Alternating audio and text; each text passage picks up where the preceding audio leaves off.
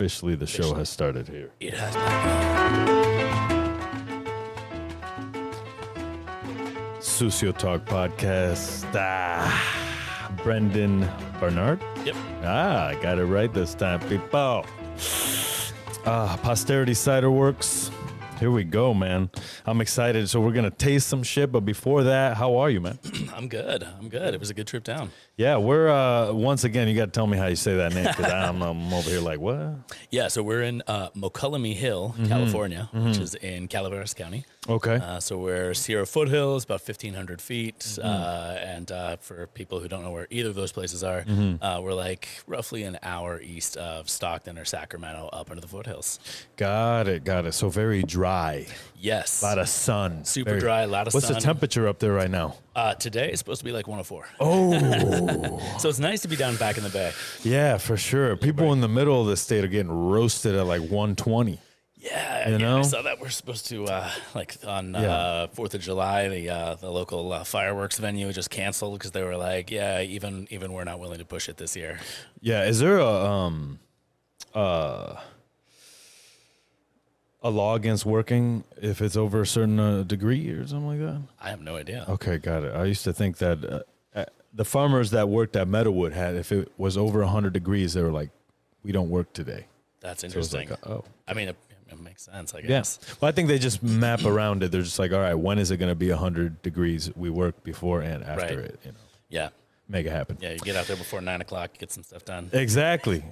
So what do we have here, man? I What do we got two. going I on brought two here? for you to try. Two. So, we got our Arkansas Black single Arkansas varietal. Black. That's what you're checking out right now. Okay. And then the other one I brought, which is one of our flagships, but it's kind of a rotating flagship. It's Cider-Calaveras number 5. Got So it. this one's like a rolling series of kind of Spanish-style ciders.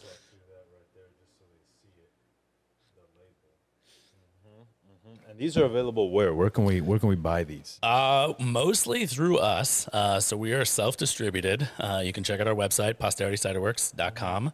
And then we got a decent handful of retailers here in the Bay. A lot of independent wine shops, and then a chunk of fine dining as well. So let's start with the Cider-Calaveras. Got you. Because I love that one. We just recently sold out of it.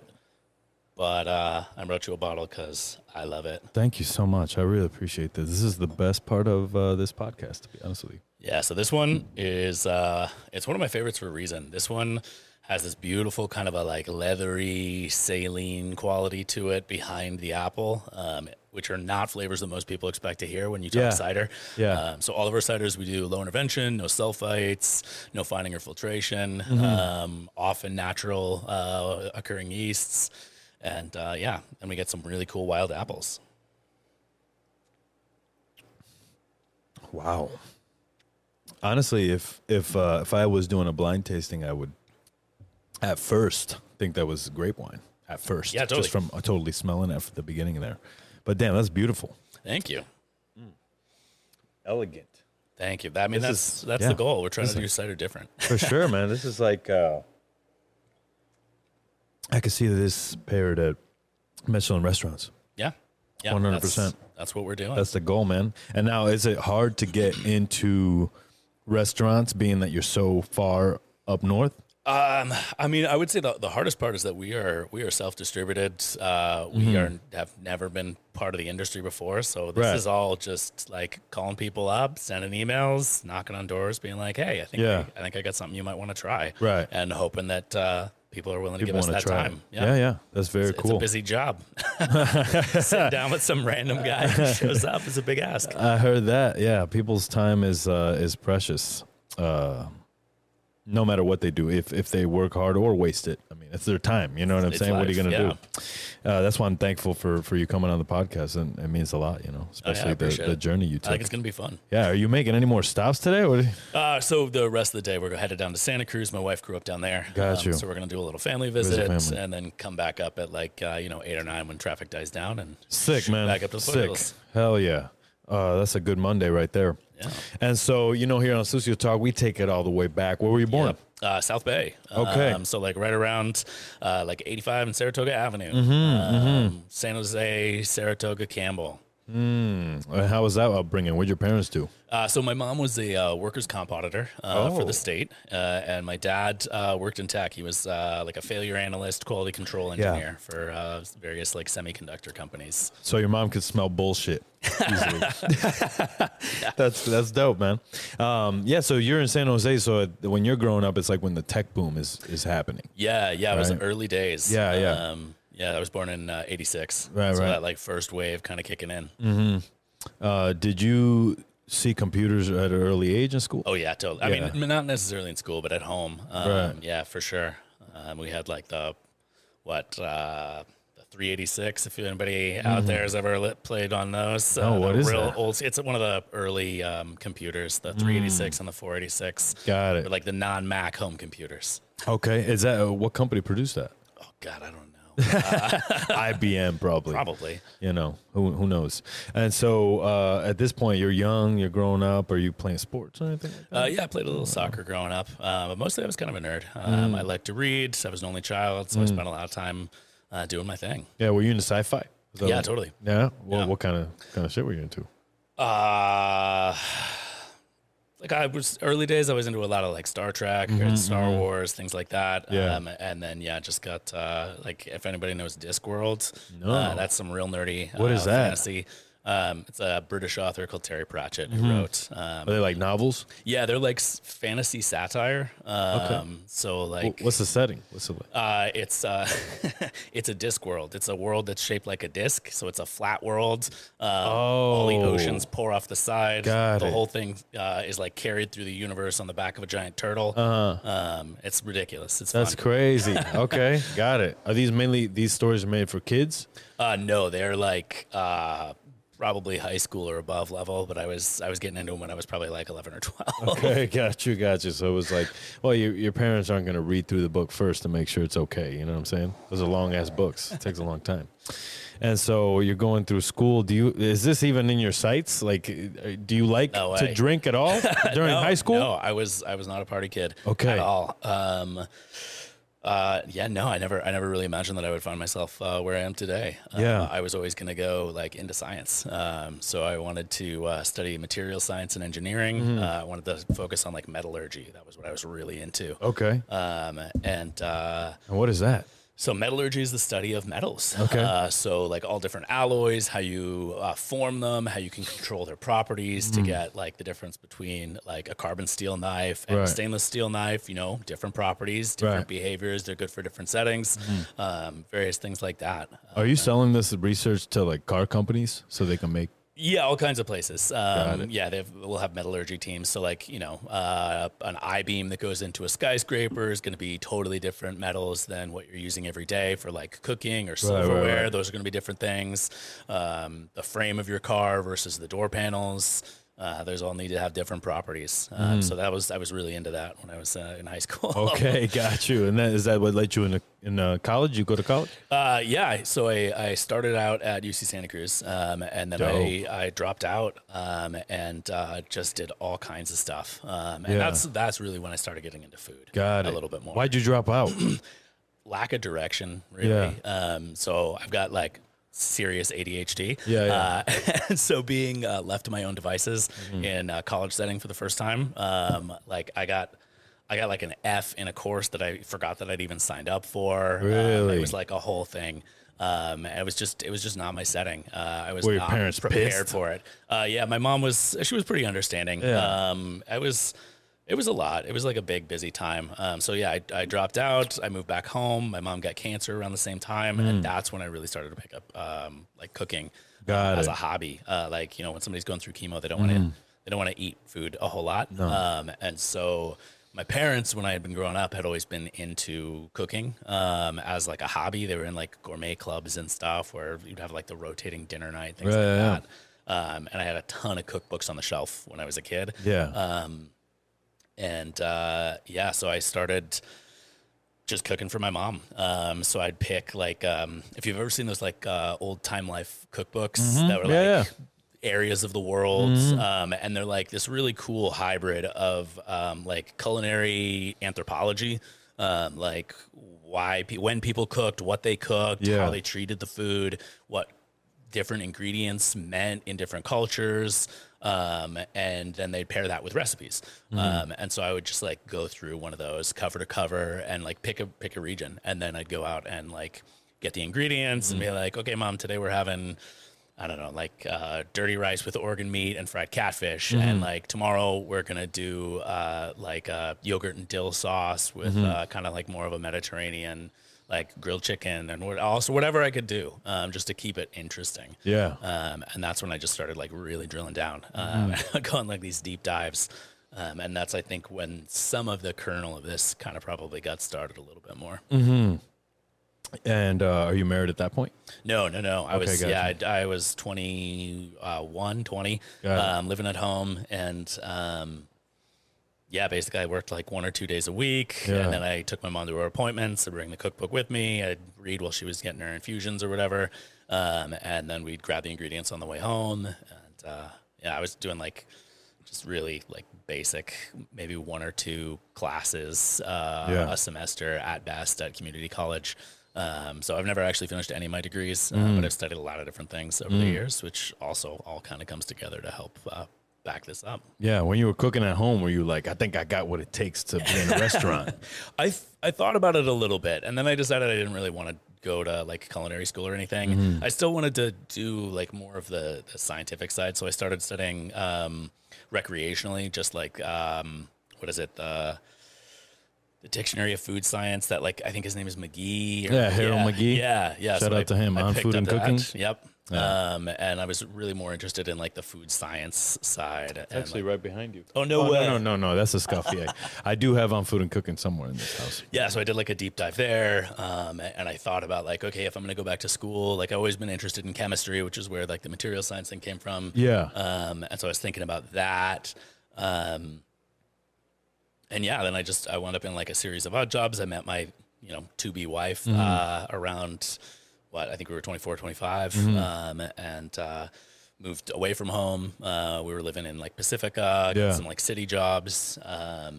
What was those city jobs? I was like an account manager and hand-built robots for like a company that was doing like educational robots. Hand-built robots? Yeah. So they were like custom robots that we would like 3D print and then bolt them all together and then sell them to schools for enrichment programs. What kind of schools are buying these robots? Mostly public and private schools. Really? This was like the first wave of like STEM funding for schools. And so, learning how to control a robot is a great project for like a 10 to 12-year-olds. Yeah. So you give them the robot and then you give them like a framework for how to tell it to do different commands, set up like some basic games and things. You got to learn how to code the modules. That was basically the idea. So I was like doing like the account management, which is super boring, and then the actual assembly, which was way more my speed. Got it. And then at this point, do you want a career in this, or are you like kind of bouncing around? Kind of like, we don't know. Yeah, we don't know. Yeah, got it. So was that upsetting you, or were you like, just riding it, baby, it's okay? A little bit of both. Like not having a ton of direction, but like, you were able to pay the bills at least just barely for the most part. Yeah.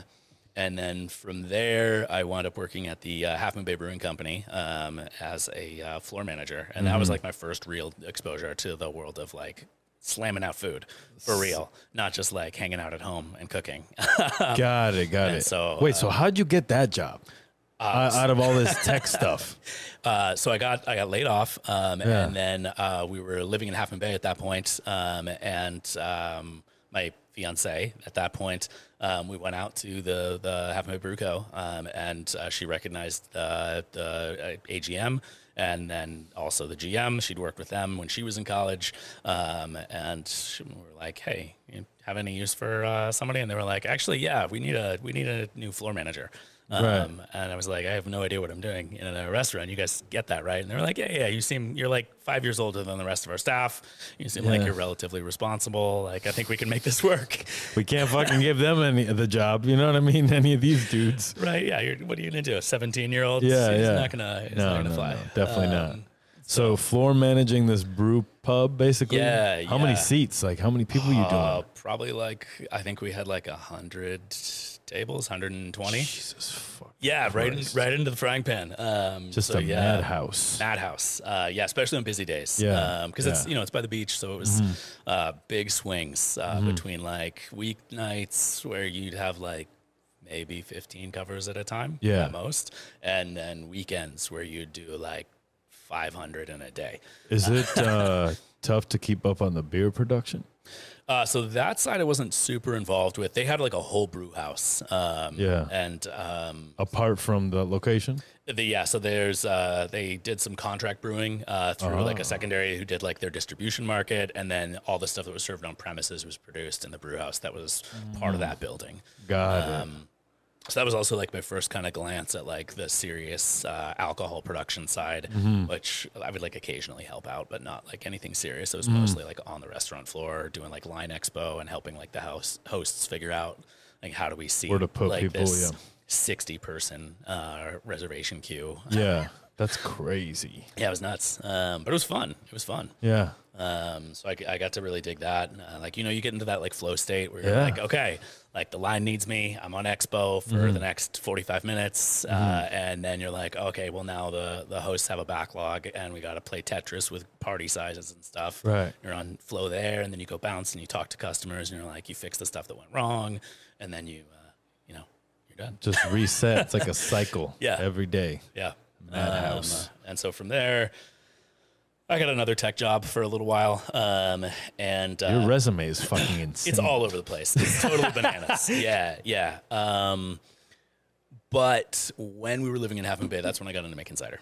Okay. We had this cute little like 800 square foot beach bungalow that we bought. COVID? No, before that. Okay. So this is like. So you're OG. You're actually interested in making cider. Oh, yeah. This is not like all those posers out there that making beer and shit for 2020, like for 6 months. Let's open a brewery. Yeah. This is like, I don't know, 2014, 15-ish. Yeah. I think 15. The house that we bought had been owned by a woman who's a master gardener. And she'd spent like 50 years building out like this beautiful backyard. And so it was like, San Mateo lot, so it was like a bowling alley, like a little lot, little house. Yeah. But there were about a dozen apple trees, apples and pears. There was a couple of giant pineapple guavas, which was really fun. I'd never like had those before. And so there was just this massive amount of fruit that was like right there. Yeah. It was like a selling point when we bought the house. We're like, this is a beautiful garden. Like the house needs a ton of work, but like this is gorgeous. Like this is a beautiful place sleep to live. outside until we get it done. Right. And then you get a crop off of that. Yeah. And you're like, oh, I have 200 pounds of apples, Yeah, 100 pounds of do? pears, like, I don't know, probably 50 pounds of pineapple guava a year. Like what do you do with that? What are you doing with the pineapple guava? Just eat them. Just eat them fresh. Got it. Those ones. That Have was you enough. tried to ferment? I haven't actually. That's on my list. Yeah. That's on my list. We're growing them now where we wind up moving and have our farm. Yeah. But I've got a few years till I get a real crop off of them. Right. Either eat the flowers blossoms. are fucking fire. I know. Yeah. It's like hibiscus but better. Yeah. It's super cool. Yeah, my buddy was putting them in his pickling liquid. Oh, totally. Just to give a little bit of that. Yeah. That like really good. tart, soft tannin, sweetness. Yeah, it's Totally. beautiful. It's a beautiful plant. It is. It's really awesome. Yeah. So we like the first year we were there, we tried to catch up on it with like we made like apple slices and dried them in the dehydrator, and you're like, I'm not doing 200 pounds of apples that way, and we made we got like a little countertop juicer. And we tried to juice them that way. We're like, oh, this is nightmarish. Yeah, we can't store all this juice, and it turns brown in like fucking 5 minutes. Right. So like, what am I going to do? I'm going to fill my freezer with mason jars and spend half a day making like soft. No. Yeah. We should have made alcohol with this. Yeah. That's the way. Alcohol. That's the traditional way to deal with extra fruit, right? So then the next year, we put it like on our Christmas list, and the family got us like that cute little basket press, like the little powder coated red with the cute like blonde oak stave sides and stuff, and those suck. Breville, make your own alcohol. Right, yeah. Like this is adorable. This is like the classic farmhouse thing, and then you use it, and you're like, this is also not a great option because it's not great extraction. Right. And it's a lot of work. And so from there, the fruit was there. I wanted to at the very least make something that I was happy with. And I just hated what we were making for like the first 2 years. Cause I was listening to the conventional wisdom about like what to do. Right. And so like you got to use sulfite, you got to use like acid blend because these are probably dessert apples, and you got to correct the acidity, and like you need to fine it so that it's clear because people want clear, and like this is how you use like potassium sorbate to like restrict the yeast so you can make it sweet because people want sweet, and like I just hated it. I did not like what we were making, and so then I just making Martinelli's basically. I mean, not even. It was awful. Right. It was like undrinkable, even for me, let alone like my friends. Was it too sweet? No. It was. It just didn't have the flavor. It did not have a whole lot of profile. Right. And so I just, I took that interest in food chemistry and started just chipping away at it, and like found older sources and like old guides for cider making. And a lot of like first principles, like food chemistry. Like if I want these flavors to be around in the finished cider, and I know they're there at the beginning, how do I keep them from going away? And things like that. That like third year, we finally started to make some stuff that was really good. And it was also when I just honestly backed into like the natural cider thing. I had no idea there was a natural wine movement. I had never heard low intervention as like a technique or a style before. You were just doing it. I was just doing it. I was like, and then they're like, hey, actually, this is actually valuable. This is good. Yeah. There's like a whole thing here. Yeah. And so, I like stepped down the sulfite dosage because I was still picking it up as like on the palate. And everybody tells you like, you got to use sulfite or your stuff is going to be trash. And when I stopped using it, I found that was absolutely not necessarily true. So sulfites, I obviously read it. I see it on the bottles and shit. What is it? Is it powder? Is it? And then do you dilute it in water and then spray it? So basically, it's a powder that you sprinkle into the freshly pressed wine or cider. Okay. So right after you press it, or if in the case of grapes, if you're doing like skin fermentations or whatever, you're putting it on, you're like sprinkling it on top of the grapes, and as they crush inside the bin, that sulfite is dissolving, and it's there as a chemical pasteurizer because you don't want to boil your wine. You're going to drive off all the subtle aromatics, and also it's like expensive. Like boiling 400 gallons of liquid is going to cost you a lot of money, and it's also going to make a bad wine. So the old school way was to use literally like sulfur impregnated rope, and you'd put a twist of that inside your barrel, and you'd light it on fire, and you'd make sulfur smoke that would coat the inside of the barrel. Right. The modern way is literally just a powder. You measure it out based on how many gallons you've got. You sprinkle it in, it dissolves, and it kills off all the natural yeast, the wild yeast, any bacteria, mold, stuff that came from the orchard, stuff that came off your equipment if you didn't clean it all the way. So it takes a little bit of flavor with it. It like 0.5%. So what I think it does mostly is that it covers a lot of flavor. You're going to lose a lot of your subtlety because like everybody knows what sulfur smells like, what rotten eggs and stuff. That's a smell. Yeah. We know what like burnt match smells like. I was just finding it, and I don't know whether I'm particularly sensitive to that as an aroma, and so it was driving me to try to find a way to get it out. But yeah, so traditionally you put it in there, you sterilize your batch, and then you pitch this strain that you want, the commercial strain of yeast that's going to do the actual fermentation. And then from there, typically also once the wine goes into barrels, you're sulfiting it again. And then at that point, it's there a little bit to pasteurize it, but it's also there as an oxygen scrubber because the barrels are going to micro-oxidize a little bit. They're going to let some oxygen in, which sometimes you want. You want to soften some flavors, but you don't want it to have like free range to go totally wild either. And so a lot of wineries will dose like a small monthly amount of sulfite in the barrel. And so that sulfite dose like climbs up throughout the process. It gets sulfited again at bottling typically. You're doing like 9 to 10 parts per million at bottling, again, as an oxygen scrubber, and to make sure that like if your bottles weren't 100% clean, you got something in there that's going to kill any bacteria that was there. to my mind, winemakers can get away with that a lot of the time because they have way bigger flavors than cider does.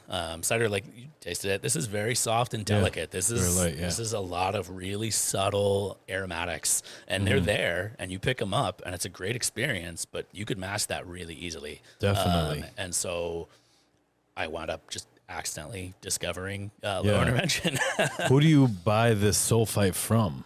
Any of the like various like wine supply shops, dealers. Yeah, sulfite dealers. It's typically big called sulfite. Like, we got to big sulfite. That's it. We got to fight it, chef. Take those guys down. There you go. And so you did the low intervention. Yeah.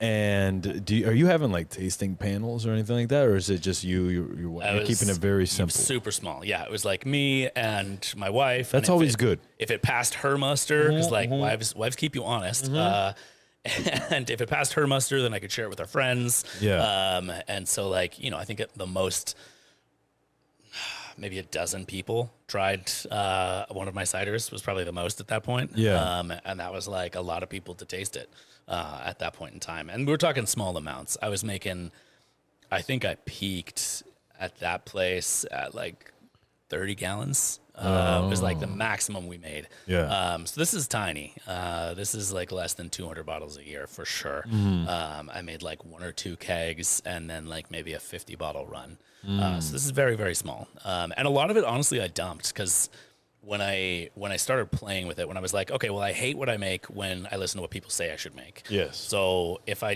know it's going to be trash anyway, like why not just get wild with it and experiment and do all sorts of weird stuff. And so a lot of those experiments, they form the basis for what I do now, but they were not drinkable either. So a lot of that wound up getting turned just back. You put it right back at the base of the tree, water that tree. Yeah. And so, yeah, we were not tackling it like with a super scientific, like have a lot of people taste it and listen to feedback. It was like, I'm throwing stuff at the wall. I want to figure out the deepest possible understanding of this stuff that I can, and then I'll build it up from there. Got you. And then now that you sort of experimented with the apples that you have, is there apples that you now are looking for to like put into the... Yeah, totally. So when we got that property, none of the trees had tags. There were no IDs. So like I was able to, over the course of a couple of years, start to figure out like what a couple of them probably were. And one of them actually was this one, the Arkansas Black. There were a couple of those. So I've had a love affair with that particular apple for a few years now, since the beginning. And yeah, so like cider, the way that I like to make cider, I usually tell people is super understudied compared to wine. So like you talk to a winemaker and they can tell you about what different growing regions will do to different grapes. You know, like, okay, Chenin in France, in the Rhone versus Chenin in Napa versus Chenin in like the Willamette Valley. And it's very well understood. It's very well studied. And cider does not have that. We are still at the like very, very early stages of like the cider renaissance in this country. Why do you think apples got so disrespected? Oh yeah. You know what I mean? Like what's up with grapes? You know what I mean? So cider used to be what everybody drank in this country. It was the American beverage. We drank more cider than any other alcohol 250 years ago. It was like number 1, hard cider. Right. Number 2, whiskey. And then below that was everything else. And so a lot of people point to Prohibition as killing the American cider industry because when you look at beer, Prohibition killed the beer industry. We lost all the diversity. We lost all the small producers, all the regional styles. And that seems like a good explanation for cider. But really, when you look at it, there's some of these apples that have like deep pedigrees, like hundreds of years of cultivation for cider, just like we had with wine grapes. And when you look at when some of those things were considered to be extinct, you'll see things like 1900, 1890, 1910. And so that's before Prohibition. And really what it was is people moved away from farms. They were moving into cities. They were getting city jobs. They weren't living on farms and homesteads where you could have like a patch of apple trees, a couple barrels of cider every year. That was what you drank. You can't do that when you're working in Chicago or New York City and places like that. That's not a thing.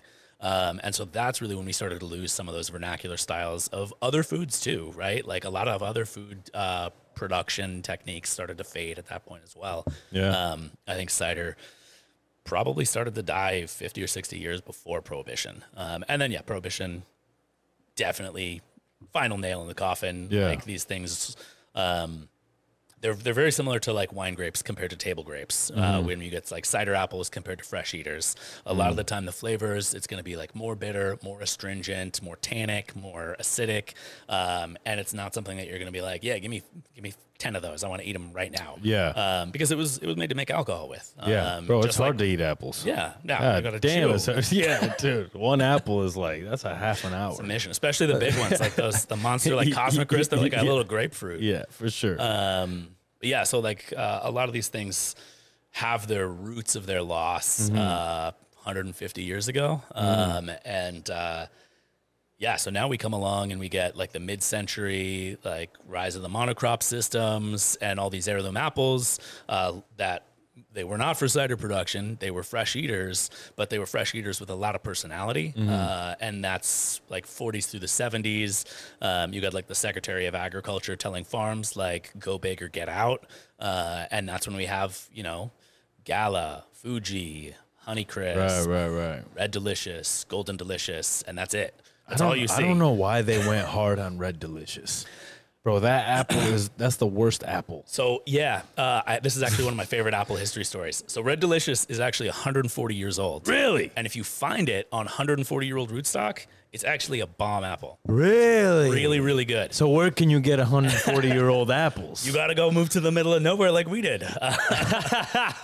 Just randomly growing in your yard? Yeah. So you got to go find, which is what we do. We harvest a lot of these old orchards up in the Sierra foothills that were planted. Most of it was between like 1880 and 1940. And then, yeah, like I was saying, you got this guy who comes along and says farms need to go big or get out of the business.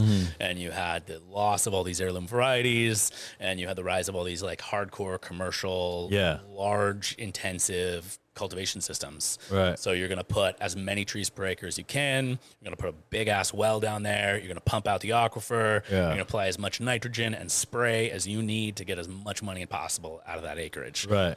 And that's going to have a massive impact on flavor, right? Like, yeah. And since you're not spraying, you probably got a lot of pests. How do you deal with that? So a lot of the orchards that we harvest, like right now, my orchard, I am fighting off grasshoppers this year. That is like a whole thing. How do you fight them off? You use neem oil and diatomaceous earth, and you smash them, and you string trim as much acreage as you can to give them as little area to hide. Right. And we try to encourage our chickens and ducks to get up there and do some work as well. But yeah, a lot of these older properties, they're one of the things that makes them great for our purposes is that they're planted with a lot of varieties. We're talking like 20 or 30 different varieties of apple, originally planted, say 1905 or wherever, and then abandoned when the market collapsed for those heirloom varieties. Family just walked away. We're talking usually like 50s, 60s. You can't make money off the land anymore, and you're going to do other stuff for your income. And so there's no sprays, there's no irrigation, which is actually phenomenal for us. They're dry farmed, which winemakers love, dry farmed grapes. You're going to get a lot more aroma, a lot higher ABVs and flavor compounds. Same thing happens with these old rootstock apples. But they also, you're going to have a couple of years where your crop is going to suck because those diseases and those bugs are going to take off hard. But what we find is honestly at a lot of these properties, they reach kind of this homeostasis where like all of the natural systems have had 60, 80 years to kind of level out. And so like, for like a decade, you're going to have a ton of moth and like worms, and it's going to be awful quality fruit. But then you're going to see like bats came back and owls are back and birds, and there's like swallow nests in the old barn, and those are going to eat a lot of the flying insects. And so you start to see these natural controls given time start to kick in. And so like, a lot of this stuff is not necessarily what you would go for if it was in a grocery store next to the like perfectly wax dipped, polished, shiny stuff. But the flavor that we get is unreal. It's really, really phenomenal. What do you do with the lees? We feed it back to our orchard. So we just compost it. Yeah, we rack off the lees and we'll dump it on like typically wood chips is one of my places because wood chips are super low nitrogen. We want to build carbon because carbon helps us hold nutrients and water. We counterbalance the high carbon, low nitrogen stuff with lees, which I mean it's nutritional yeast. It's like straight protein. So there's a ton of nitrogen in there, and then all that also gives us cool kind of yeast populations going on. And then what are you doing with, I bet the mushrooms are fucking fire up there. God damn. I'm actually not a huge mushroom head. Okay, got it. I wish I knew Well, you more. should unleash some people on your property because I'm sure that there's some gold mines up there. Yeah. I mean, we know some folks who are really into it up there. Yeah. There's all these old properties where these things have just been turned loose for decades. Because what they're doing now at these properties is planting the truffle spores and shit. And they're like waiting out 10 years.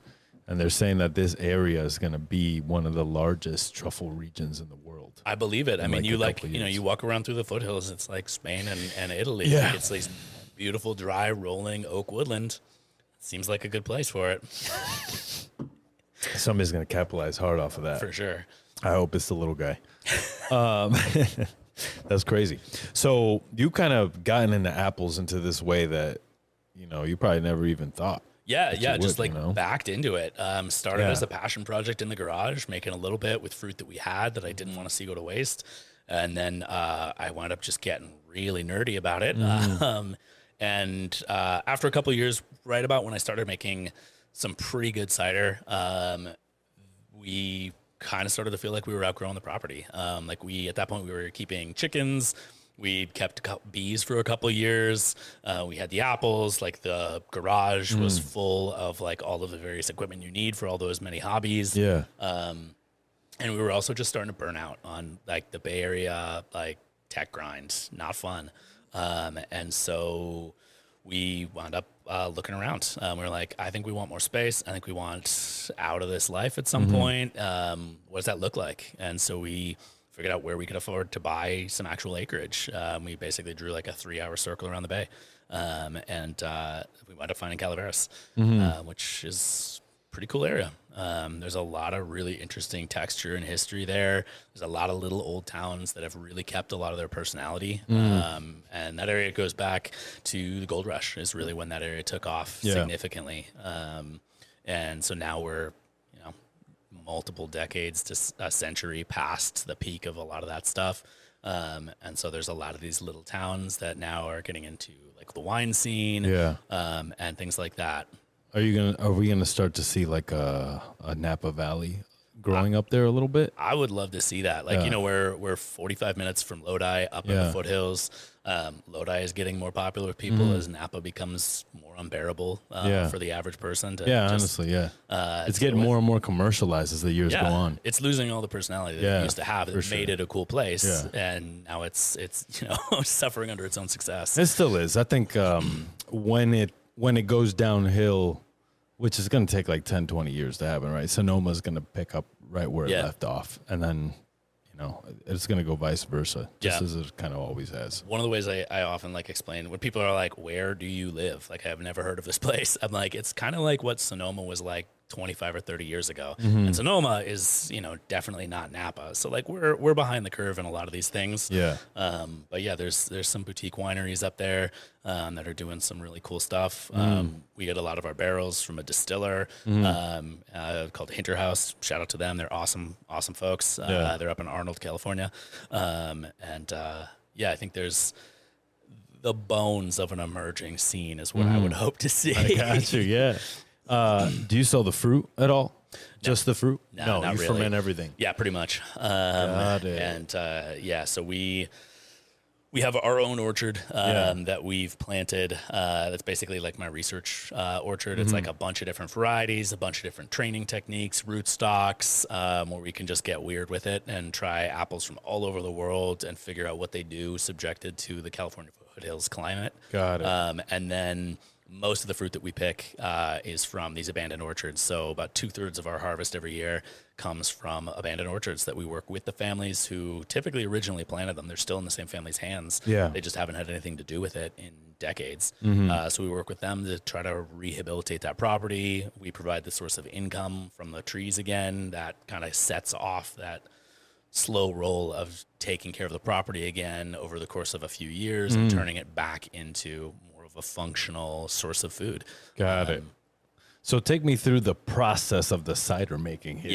Yeah. So in a lot of ways, what we do is very similar to wine production. So like we start with fruit. A lot of the commercial ciders that you're going to see at the grocery store, they're dealing with like juice concentrate because they're big guys. Really? Yeah, they got to run year round, right? Like they got to be making cider in January and July and September and December, like year round production. They got to keep those tanks full. So they're following the global harvest. They're getting juice concentrate from Chile, from China. They're getting frozen juice from Washington. They're getting fresh fruit seconds from California. Like wherever there's fruit, they're getting that fruit and in as stable and shelf stable a form as possible in a lot of cases.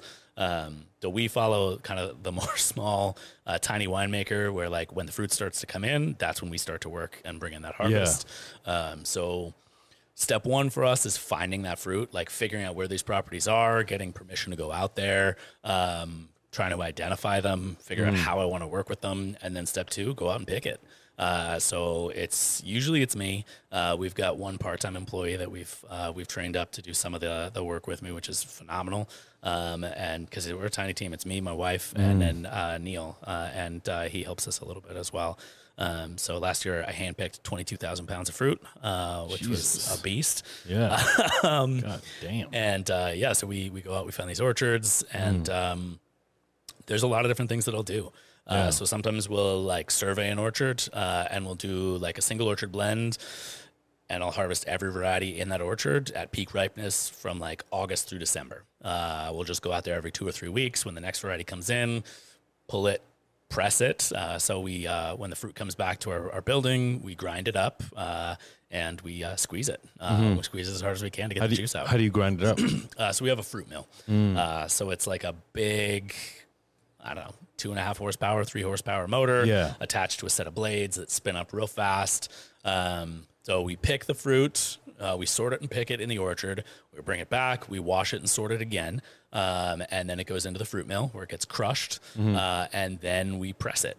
So pressing is where we're going to put it either in like the bladder press, the basket press that you usually see winemakers use, or a thing called an accordion press, which is like a big fatty hydraulic ram that squeezes the fruit. And so either way, we're squishing it.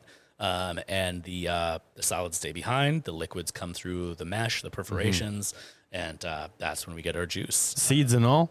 Yep, stem seeds. Is there any skins. bitterness from the seed? I know that Sometimes. they can be, Yeah. And honestly, that's it's just like wine. Like you want some of that. And a lot of people think about apples based on what we've seen at the grocery store. Like your mind has been programmed by decades of eating grocery store apples. Yeah. And so you're like, oh, a leathery apple? That sounds gross. And I'm like, okay, maybe you wouldn't eat 5 of them in a row fresh. But like, that's what went into this. It's like 10% of that is an apple that I would literally describe as like a leather jacket stuffed with raisins. It's like sweet and savory at the same time. It's super strange. Damn. That's so crazy. we want those compounds because like, you know, you go to Napa, you find a vineyard that's growing like some big meaty red wine grape. You're like, okay, let me eat a handful of Petit Verdot right off the vine at peak ripeness. And you're like, oh, bro, that was gross. You're like, it's cottony. It's like aggressively dry. And you're like, this is not my jam. No one should do this. No one should do this. And so, yeah, we want those compounds to wind up in the finished cider. That is our hope. And so, yeah, whole fruit goes in, gets pressed, the juice comes out, and then we pump it into our tanks. So we use all kinds of stuff. We've got like steel conical fermenters. We've got old whiskey barrels. We've got X wine, X whiskey barrels. We've got like plastic fermenters, and they're all going to have different properties based on their shape. Just like with wine, like, you know, you're going to have different effects, different convection currents, different levels of yeast compression down at the bottom. All these things are going to do kind of give us ways to nudge the flavor in a direction a little bit, and hopefully showcase the fruit to its best. So we don't use any sulfite at that step. That's when we were talking about when it would be added. Right then, we let the wild stuff go, and sometimes we'll pitch a commercial strain too. If the wild yeast happens to not be able to do the job, we'll pitch a commercial strain that we like, and then the fermentation is going to run typically like a week to 6 months. That's kind of my window. A week to 6 months? Yeah. What the fuck? So low intervention means high variability. So fruit that picks in September is going to get a September temperature for its fermentation. It's going to go real fast. It's going to be hot. Stuff that gets picked in December, that's going to be cold and it's going to slow down. I usually tell people to think about the yeast like a little reptile. When it's cold, it's going to go slow. When it's hot, it's going to move real fast. Yeah. So it's just based on temperature outside. Yeah. So we don't temperature control any of our tanks. We ferment at ambient. From there, week to 6 months, then we get into maturation, where we'll rest it in the barrel. Sometimes we'll move it back and forth. Like if I like to ferment it in steel, but then I maybe like to finish it in oak, we'll do that. And we'll age anywhere between like 0 and 24 months. So we've got a week to 6 months for primary fermentation, maturation up to maybe 2 years. And then it goes into bottle, and when it's in the bottle, it's going to condition again. In bottle, we'll usually see anywhere between like 3 or 4 months and another year or two. So the whole process like 4 years? I would say the youngest we'll typically release stuff is like 4 to 6 months old. Okay. And the oldest, I've got stuff from 2.5 years ago that I'm about to release. And then we've got a little bit that's maybe a little bit older than that. That's just kind of kicking it, waiting for its moment. Do you think that you're going to push the age on some of these and see if you can get some real time on them? Absolutely. It really depends on the cider, though. So like one of the things that we are dealing with when we're dealing with apples, and especially these apples that we're harvesting from these old orchards that we're supplying the fresh grocery market, these are not cider apples. So their tannin levels are going to be lower. Their acid levels are going to be lower than we might be looking for something where we're going to be able to age it comparable to wine. But because they're being dry farmed and they're on old rootstocks, they're going to get a lot of flavor and personality that they wouldn't necessarily have had fresh or that they wouldn't have grown commercially today. So they're still kind of in the wheelhouse of what we're looking for, but a lot of them don't necessarily have that big aging potential that we'll see when we get a handful of them that are just like crazy cool apples. A lot of that is wild. Where we'll go out to one of these properties and it's been like 50 years since anybody even touched it. You're going to see a lot of wild fruit. Those apples have been crossbreeding for decades. And that's when we get stuff that's going to have those elevated levels. And that's been able to let us make some really cool stuff. So like one of my ciders, I basically take a wild crab apple and I treat it like a sherry grape. So we press it, ferment it, and then we oxidize it for a full year, like a Spanish style fino or palo cortado. We're going to get this just like this beautiful, like golden fig and hazelnut and like just that rich profile with a little bit of caramelized sugars. Does it have more alcohol? Yeah, that's like that one runs anywhere between like 11% and 13% or so. Got it. Which is crazy for an apple. Is it like syrupy? Sometimes. Yeah. So like the first vintage we did was almost like a port, where it had a lot more residual. Second vintage finished more like a dry sherry, like I was saying, like a palo cortado, kind of a like you got that profile. Yeah. There's a little bit of like the impression of sugar, but it's not thick. And this year it looks like it might be kind of halfway between. And it's some cool stuff. So that apple stands up to a full year of O2 exposure. Like we age under floor, just like a sherry. And then we split that. So that apple goes two ways. Half of it gets that treatment, and then half of it we age in barrel, no oxygen at all. And then we bottle it sparkling a year later. And that one, I've told some of the somms, like, tuck away a bottle. I think this will be good in like 5 years. And that one that we call Nova, for that one, the sherry style we call Aurora, the sparkling one we call Nova, and that one drinks like a sparkling Sauterne. It's a gorgeous, gorgeous bottle. And yeah, that's done some cool stuff. Damn. So, do you blend any? Yeah, totally. So we'll do... How do you choose which one gets blended and which one? Are you tasting constantly? Constantly, yeah. Every day? So some of it is intuition-based. Like I know certain apples pretty well now, and I know certain properties. You get that relationship a couple years in, you can start to be like, okay, I know what this is going to do, or I think you do. And yeah, so sometimes, like I was saying, we'll do like an orchard blend where it's every variety. I'm going to vary the ratios that we're picking to try to balance that blend. Yeah. But it's one property across like 6 months of harvest. I can open the other one too if you want to try that. Oh yeah, let's do that. Yeah. Let's do that. It might be a little bit fizzy, so it's all good. I'm going to let you pour that real fast. And then other cases, we'll do things like this, where this is single varietal. This is an apple called the Arkansas Black. Like I was saying, this is one of the first apples. Are they dark? Yeah, they're literally like that color. Oh, wow. They're like this gorgeous burgundy black. Perp. Yeah, it's amazing. And it's really cool. So this one, a lot of the time I compare to like a Belgian Saison to a lot of people. Like you got that spiciness in there. There's that like light tartness, a little bit of lemon peel, and then that like white pepper and coriander, some spice in there, and smoke that comes in. And that's literally just one variety of apple and yeast. This is from 23. And this is single varietal across 3 orchards. So 3 different orchards that are all growing this on varying age of rootstock from about, this is like 1935, 37 for the oldest through like 1972, I think. Wow. So it's such a beautiful apple, man. It's a gorgeous apple, and so traditionally this would small, be large. It can vary. They'll get about fist sized. They're pretty beefy when they're happy. Yeah. And this was a keeping apple. So this was like crazy thick skin. It produces a ton of natural wax. Like when you pick it, your fingers wind up black because they just accumulate all that wax. The apple feels greasy to the touch when you're pulling it off the tree, and then the flesh is super dense. So this was one that you would pick. You throw in the root cellar, and you'd come back to it in like 3 or 4 months. So this was an apple that you pick at the end of the season, and then you'd be eating it in like March or April. So it's like starchy, kind of. Yeah, it can be. It's also just like dense. It's like there's a weight to these guys. Yeah. But I love it as a single varietal. So is we'll it do the that. juice or the flesh that's dense? The flesh. Okay. Yeah. So the juice is like this ferments out like really nice and light and but yeah, the apple itself, like if you were like squeezing it, you would not be able to like get juice out of it. Get a juice out of it or crush it with your hand. Got it. Like you compare like to a Red Delicious or Golden Delicious, something that people are more accustomed to. They've got that like softness to the touch where you can like make a dent with your thumb. These guys are like pretty sturdy. Yeah. And so yeah, sometimes I love to do single varietals where that variety can shine alone. We're going to showcase that if I possibly can. And then other times we're going to blend multiple varieties across multiple orchards.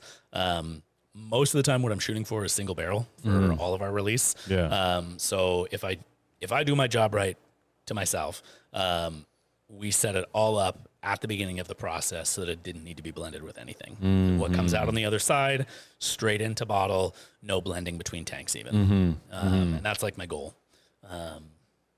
And then when you bottle, how are you storing this? In our building. So just in bottle in giant piles. So we're starting to get a couple of larger like batch sizes so we can like put them on a pallet and give them like that Mylar wrap that looks way more professional than when you would just have stacks along the wall. So we're starting to get there. You're just giving this shit away. Is finding the bottles difficult? Like the bottle? No. There's an importer right there in Fairfield. Did you pick this style? Yeah. So like we want the sparkling champagne clear bottle. We want to showcase the beauty of what's inside. So the clear champagne also, it's just a signal to people, like, right? Like you pick that up and it's got weight to it. It's a pretty presentation. This is not the cider that like you just slam back, sitting by the water, super sweet. Don't think about it. This is hard work to make you eat it this with way. food, baby. Yeah. This is pair caviar. Pair with a meal. Caviar cider right here, baby. Damn. That's badass. And so what is the ultimate goal for you for this this Ciderworks? Do you want to, kind of restore all the farms in Northern California? Do you want to move on to other states? Like,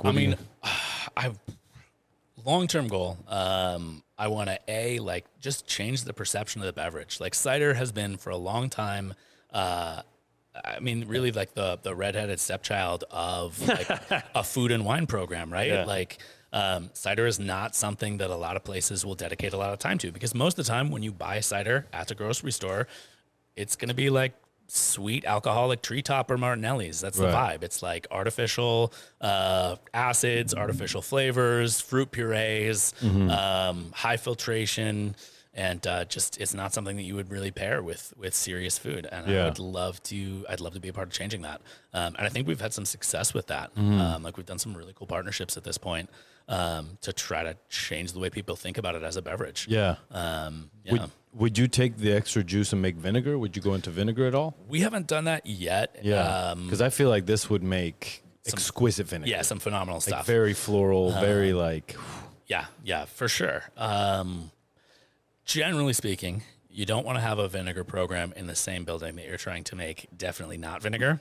So far my experiment has been pretty limited to like a quart or two here and there that I like pour off and then take it home and ferment that at Just home. let it hang out. And let it do its thing so that we don't get that like acetic population going in the cider Yeah, house. you don't want that. You don't want that at all. In the cider house, do you keep the windows open? Are you keeping like the yeast from outside rolling in there? Or are you like airtight facility? Oh no, it's definitely not a hermetic seal. We've got like a big roll up door that we use to bring the fruit in. It's definitely not like a clinical sterile environment. We do lean into the natural wild stuff. Where I can, I like to do 100% native ferments. Sometimes that's not going to work. Sometimes the wild yeast is actively bad. There's a reason that winemakers started using sulfite, and it was to avoid spoilage.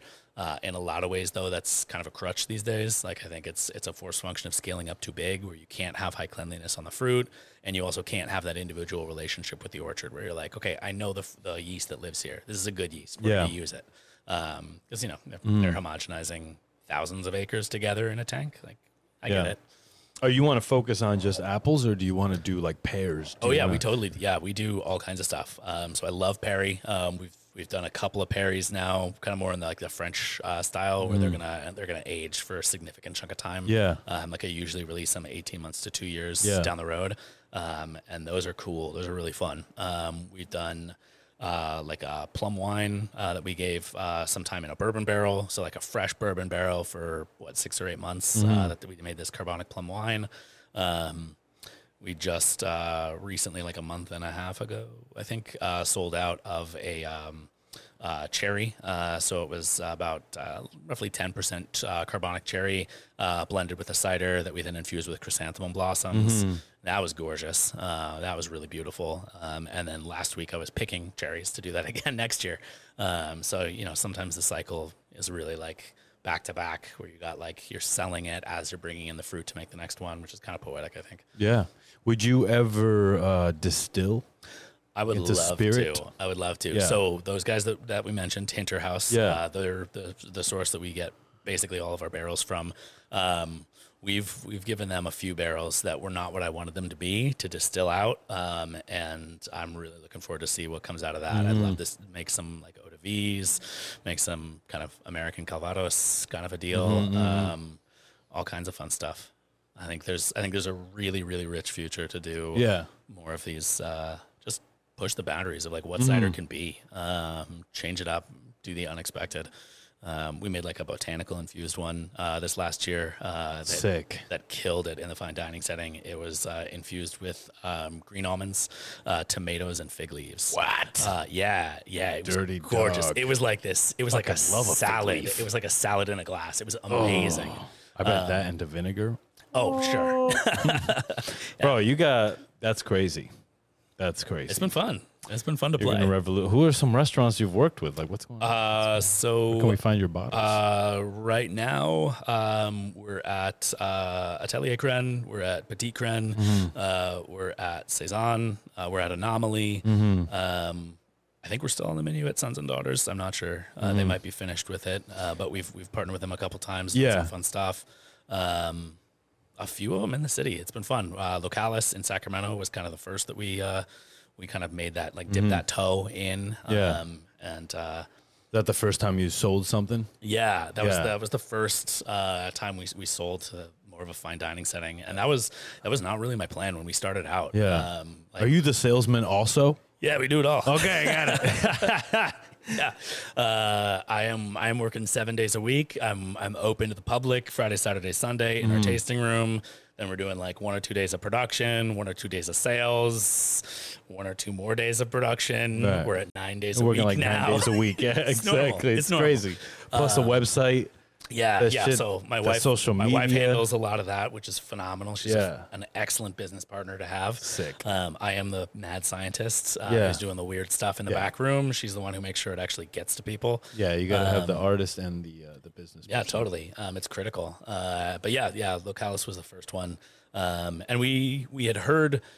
So we opened the doors, and I had just been like, this was right after COVID. So we opened the doors in April of 2022. So I had been making cider basically just for myself for the last like 2 years. Yeah. We were not really sharing it with anybody. So I was like in this little bubble, and we've been like heads down working to do the production, make the cider. And then we opened the doors and we started hearing from people like, oh, this is really good. This is different. Like, what should I pair this with? How should I use this? I want to save this for a special occasion.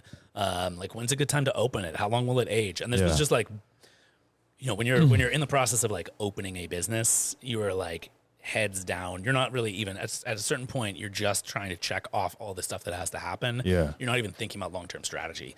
And so we really hadn't considered doing any kind of fine dining setting. Like we had. Did you think you weren't good enough at the time? Like, did you not even think your product could? I mean, kind of, yeah. So like, right when we opened, Chris, my wife, asked me like, okay, so like stretch goal, what would you think would be the coolest possible stretch outcome for this business? And I said, thought it would be really cool if down the road at some point we could get a cider paired at a Michelin Star Restaurant. Yeah. And then we checked that off inside 6 months. Fucking and we're like, did it. Okay. What's next? Yeah. I think we can probably do it at more than just one, right? And so then, we just like started talking to people. Yeah. Like, Now you're in part of the. Now you're in. Now you're in the club. I would hope so.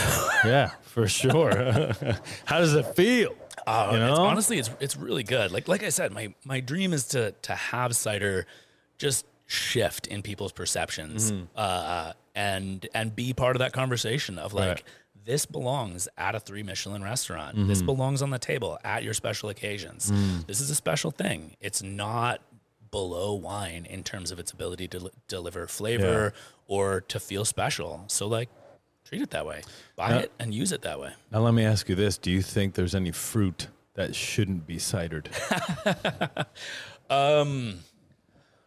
No. Okay. I think so. Like, I can think maybe peaches, just because why would you waste a whole bunch of flesh? I actually did a peach wine. It's a little bit tricky. A lot of stone fruit likes to be pretty acidic. And so it can be challenging to balance that. But yeah, we did 100% peach cider.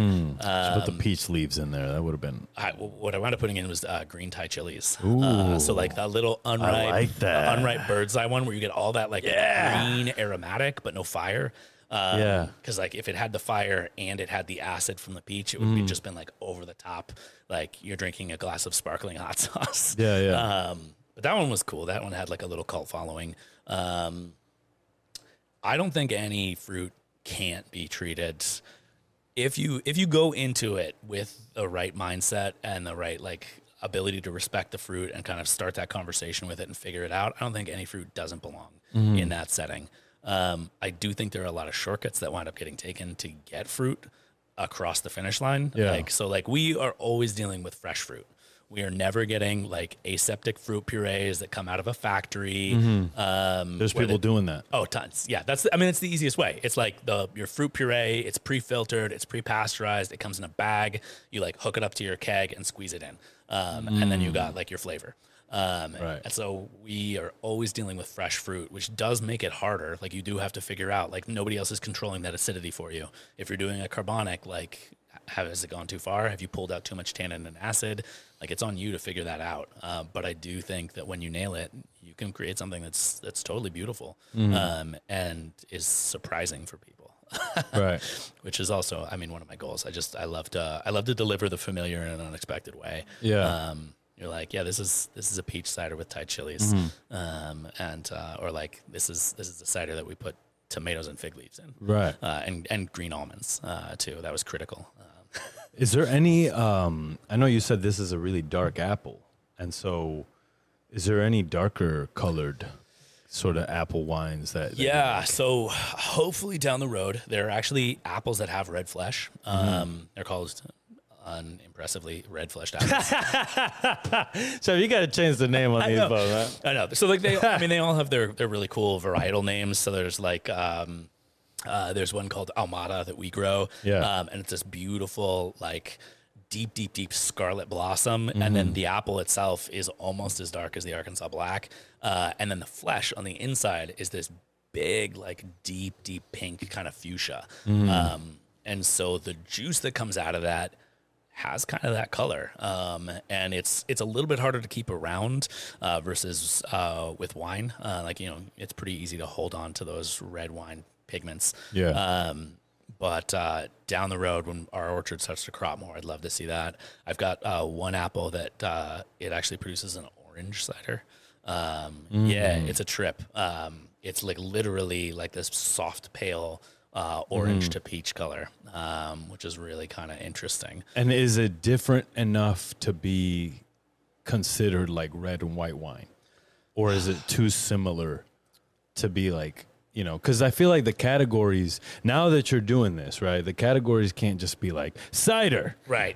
Because then you're just going to get roped into fucking Golden State cider, and it's not the same. It's not the same. Yeah. So that's something that the industry is really struggling with now. Yeah. I feel like we're classifying it. So there's like a Pomelier program, which I have like mixed feelings about. Right. I think the government has to get involved.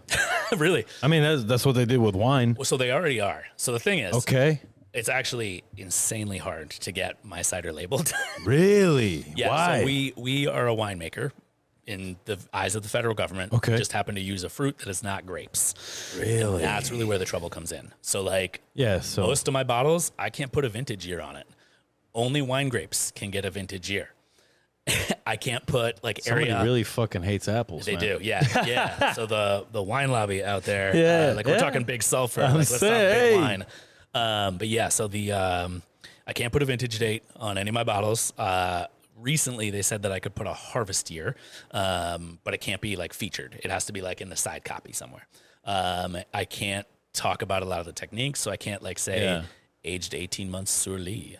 Like, no, you can't say that. That's a winemaking term. And they're like, well, but I did it. And they're like, yeah, but you can't say that. It can't be on the label. It makes people think it's as good as wine. I can't put like county of origin. That's against the rules, because that implies their favorite thing is like that it implies viticultural significance. That's the feedback we get from them. So they don't want you to have viticultural significance. No. They don't want anybody to act like apples can be as good as wine grapes. Yeah, so it's like this whole thing. I mean, that's going to disrupt the apple market, no? It is. It's a huge challenge. Do you think if you succeed, you would then price out apples in the supermarket and we wouldn't be able to eat them no more? Oh, no way. Because like there's no competition. It really is. It's like wine grapes versus table grapes. Yeah. Like the apples that do what I want them to do, they're not things that you want at the grocery store. But yeah, so like a lot of these things are really, really tricky, and that is honestly a hurdle to getting it taken seriously. Who figured that out? Like, who's figuring that out? Is that your wife mainly? Yeah. So my wife. God rest her. Yeah, is she just fighting? She is responsible for negotiating what we are allowed to say and call our ciders on the labels. Have you ever had any cider recalled because like you labeled it wrong or No, but we have had ciders where we had to just strip a ton of the information off. So like that one I was talking about. Can you post it online? Yeah. And not on the bottle? So I can tell people when I hand sell it. I can tell the psalm so that they can keep it as part of the story. Chef, I got an idea for you. Put a fucking one of them codes on QR this bitch. code. Yeah. I know. Put a QR code on it and then send it right to the website. Yeah. Because that's crazy. Yeah, so there's a few of us. That's the whole thing that sells wine. I know, like story matters. How is it made? Yeah. Who made it? Where did it come from? What varieties is it? And so yeah, there's a few of us in the industry who are struggling with making cider this way and bouncing off of these regulations.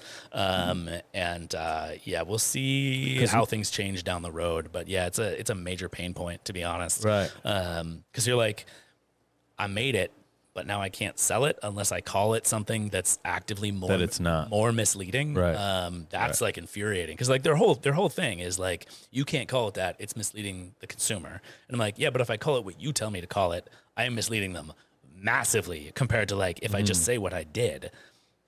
Can you call it apple wine? I don't know. There's a couple of categories there that like just some people call their cider apple wine. Yeah. I don't really want to. Right. Like, it's cider. It's cider. Cider is a beverage with a multi-thousand-year pedigree. It's got its own thing. And so like I don't feel like we should have to necessarily copy wine in order to get treated like wine. Are you drinking wine these days, or are you like, fuck you, wine? Occasionally, yeah.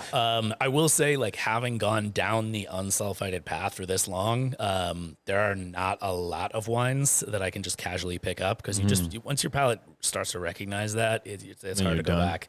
Yeah. But there's definitely like there's a few things that I've had that are pretty cool. And all these ciders, are they bottled with the metal top? Do you have any corked? We do a couple of still ones. Yeah. The sherry style cider that I make, that gets like a nice, beautiful, tall, skinny bottle. Showcase that color that comes off of it with a little like a tea cork top. We picked up a couple years ago when we were first starting out. We picked up this. It's like a semi-automatic champagne corker at an auction. And my goal was to refurbish it, and then it was like, no, your goal is to start a business. You do not have time to work on these. But so like that's just sitting in the back. Side missions, the side project. this champagne corker from like 1981 needs a ton of work. But down the road, who knows? Maybe I'll get the cork hook up, and we'll do some champagne with the cage, real pretty. But honestly, the crown cap is awesome. The crown cap is bulletproof, so that's typically the presentation. Right. Yeah, I think if you're trying to change the perception, maybe doing the crown cap would help for just a little bit now. Yeah, since the beginning here. But yeah, it's still early days. It's like those Disaronno bottles or whatever. Like you just like screw top, but it looks dope. Hey, put one of those fucking square tops on that thing. You got to do what you got to do. Got to do it. Yeah. And so, in your estimation, how long do you think it will take to get to the apple cider sort of? Hard to say. Like I feel like cider is where craft beer was maybe like 20 years ago in a lot of ways. Would you say that craft beer is still alive? Because I think it's kind of dead right now. Parts of the industry are fading for sure. And you see that with wine too. Like parts of wine are fading pretty hard. Yeah, for sure. I think people are over the big Cabernet Sauvignons and the I mean, they've been like a flagship for so long that they feel boring now. Well, steakhouses are dying. Yeah, that's a dying breed of restaurant. Yeah, that's usually what sells those big red bottles, big meaty bottles. Yeah. So like I think a lot of ways people are looking for more variety than they've seen. And I think. So a lot of people in the industry are like, oh, it's all hard seltzer now. It's all like the little spritzes and canned cocktails and stuff like that. Like people don't want to drink wine anymore. It's dead. And I don't think that's necessarily true. I think what people are actually seeking is novelty. And I think wine and beer has failed to deliver that for a while. Right. IPAs have reigned supreme for 20 years. You go to the average cold case and you're like, okay, there's 45 different double IPAs. Yeah, literally. There's like 30 different hazy IPAs. Like that's the cold case. And so I think some of that shift is that people are looking for something new, and that happens to be what's delivering new. But I think cider can deliver new too. Yeah. So would you ever go into a can? Yeah, actually, we have a canning project. It is actively underway. We just threw some stuff in there. Dope. Yeah. I think that's where your botanicals live. Oh yeah, because people love. I think that's probably fair. Yeah. Yeah. So right now we went with one that's we're gonna call it Sundog, and it's like just a perfect sunny day. Midday cider, we're in the Sierra foothills. We're kind of on that pathway up to the high Sierras. Yeah, badass. We're hoping we can pick up some of the camping traffic. There's some hot springs up there. Yeah, all over the place. Yeah. There's so much cool stuff up in the foothills. It's a really awesome place to live. So we're hoping that like a little bit more casual presentation, a little bit lower price point. So fingers crossed, we'll have that in the coming months. Yeah, and grow the team, bro. You and your wife need a break. Yeah, it's so much work. Are you hiring right now or no? No, not at all. We're still super tiny. Like we're like bootstrapped. It's our money behind everything. Right. So which brings its own stresses for sure. But yeah, hopefully we're doing the fine dining thing. That's kind of getting our name out there a little bit more. Yeah, definitely. Yeah, because they're talking about it at the table, which is more than you can do in the bottle. Exactly. Yeah. Like so much of our stuff it's so different that it is a hand sell in like a grocery or a wine store setting. Like you gotta tell the story about it. Right. And so that table presentation is definitely money for that, I think, in terms of like getting the brand story out there. Like, who are we? Why is this thing different from other cider that I've always ignored? Yeah. That's crazy. That's so fucking cool, man, that you're like pioneering this shit right now. Because is there any other makers like yourself in the area that you'd like to shout out? There's a few that we know and chat with. If you got any listeners down in Southern California, Raging Cider in San Diego. Okay. They're awesome folks. They do the low intervention. They've been super cool to chat with as we've been getting up and going, because he's been around for, I don't know, like 15 years, I think. Yeah. Something around there, like 10, 12. So he's definitely got some cool advice. Hinter House Distilling up in Arnold, very good people. They're doing some really good stuff. He's got an American single malt that's awesome. Hopefully we'll get some of those barrels in the coming months. We got one of his ex-gin barrels. We got a cider that's aging in there that's doing really cool things. Yeah. I'm stoked to release that down the road. Like I said, I think the Foothills, like, I think we've got the beginnings of like a new kind of food movement up there.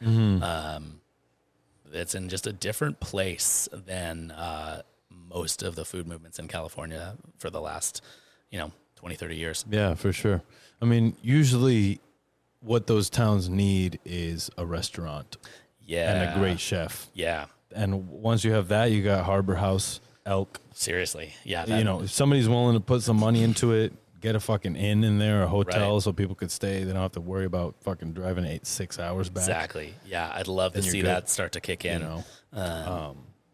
Once people see where the money comes from, and I'm sure they're going to show that bottle to somebody that's like, what? You know what I'm saying? Get yourself some fucking staff out here, chef. Oh, yeah. So where can they find you, chef? So our website, posterityciderworks.com, POSTERITY. Around the bay, Flora and Ferment up in Albany, bottle shop that carries some of our stuff. You can find us at the Healthy Spirits in the city in Bernal Heights.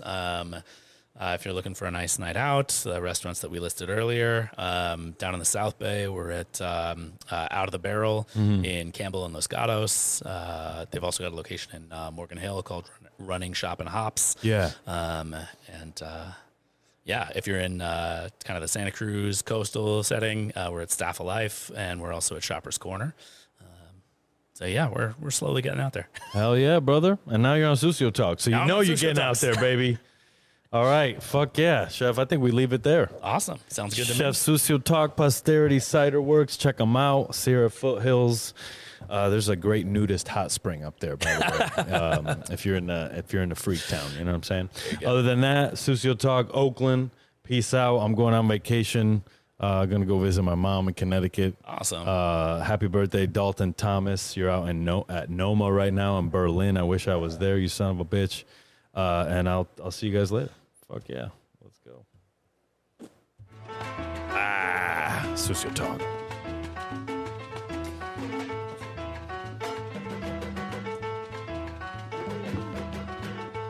Nice. That was fun. Yeah. I feel like it. When you do it. I'm glad I'm down here. 104 up there.